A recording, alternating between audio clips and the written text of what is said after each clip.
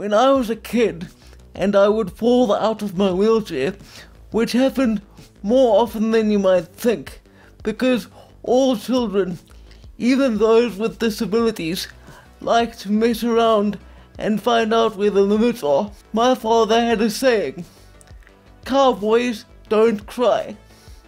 He said this because when I fell, I would often be brought to tears.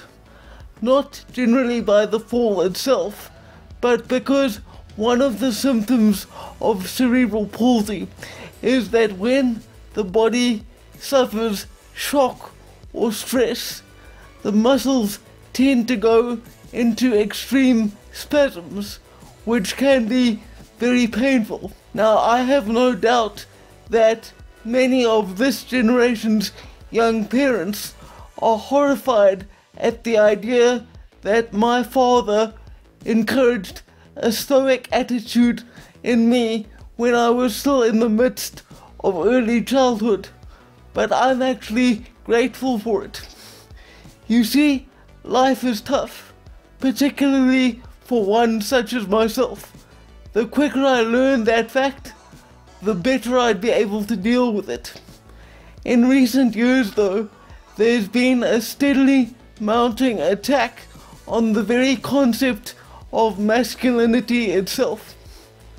In schools these days, boys are expected to sit still and concentrate for extended periods each day, and when they don't, they are frequently carted off to psychologists and diagnosed with one kind of behavioral disorder or another.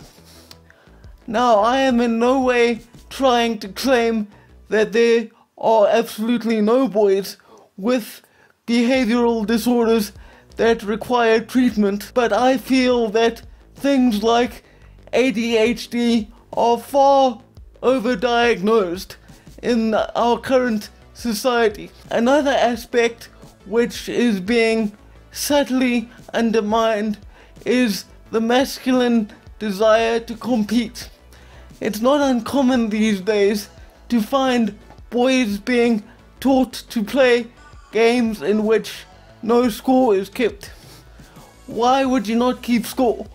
Well, if you don't keep score, there can't be winners and losers. And if there are no losers in a game, nobody's feelings can get hurt. Now, of course, that's not going to help when they become adults and mommy and daddy aren't around to chase the bad people away. But never mind that, I suppose. Things get even more complicated as boys grow into men, because thanks to the global feminist movement, there's a term nowadays that is growing in popularity. It's known as toxic masculinity, and depending on who you ask, it can refer to boys and men displaying traditionally masculine traits too confidently for that person's liking, to actual violent sexual assault, to even telling naughty jokes about women. Now, I am not at all trying to make light of sexual violence.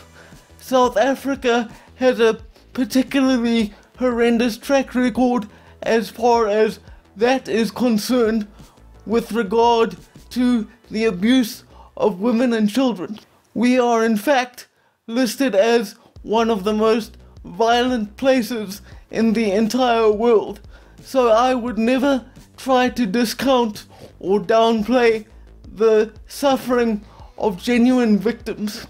However, the people who advocate for the term toxic masculinity are fond of portraying men as villains and women as victims, and they conveniently forget the fact that although there are certainly evil men in this world, women are just as capable of cruelty and deception. I was unfortunate enough to learn this firsthand.